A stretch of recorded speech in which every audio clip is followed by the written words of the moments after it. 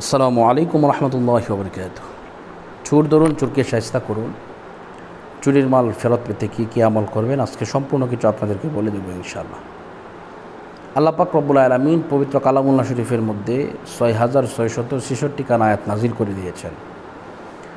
এর মধ্যে একখানা আয়াত আছে যে আয়াতে কালিমা যদি কেউ 1,15,000 মতান্তরে 1,30,000 বার যদি কেউ পাঠ করে, তাহলে যে চুরি করেছে সেই চোর আপনার মাল ফেরত দিতে বাধ্য হবে। যদি সে চোর মাল ফেরত না দেয়, তাহলে তার গলা দিয়ে নাক দিয়ে রক্ত বের হবে, এমনকি তার মৃত্যু পর্যন্ত হতে পারে।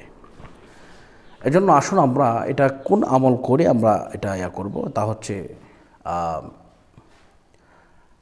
লা ইলাহা ইল্লা আনতা সুবহানাকা ইন্নী কুনতু মিনাজ জালিমিন। এই আয়াত যদি কেউ 1,30,000 বার পড়ে, আমি নিয়মটা বলে দেব।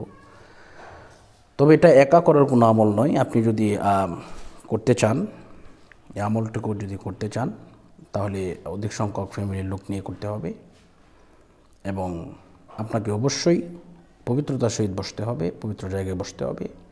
পূর্বে বিসমিল্লাহ সহ সূরা ফাতিহা একবার, বিসমিল্লাহ সহ সূরা ইখলাস 3 বার, কয়েকবার দুরূদ শরীফ পাঠ করে এরপরে আপনি পড়বেন। তো এটি পড়ার সাথে সাথে ইনশাআল্লাহ অ্যাকশান শুরু হয়ে যাবে। যে চুরি করেছে সে চোর মাল ফেরত দিতে বাধ্য হবে, যদি না দেয় তার গলা দিয়ে নাক দিয়ে রক্ত বের হবে।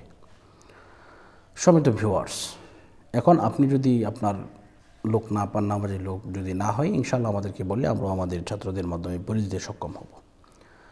তো যেভাবে আমরা এটা পাঠ করব তা হচ্ছে, প্রথমে নিয়মটা বলে দিলাম, এভাবে আমরা শেষে দিয়েও এই নিয়মে আমরা বিসমিল্লাহ সহ সূরা ফাতিহা একবার, কয়েকবার দুরূদ শরীফ পাঠ করে আমরা এটা পাঠ করব।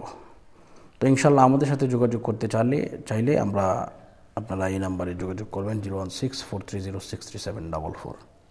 তো আল্লাহ পাক আমাদের সকলকে কবুল করুন, মঞ্জুর করুন। বিদায় নিচ্ছি। আসসালামু আলাইকুম রহমতুল্লাহ।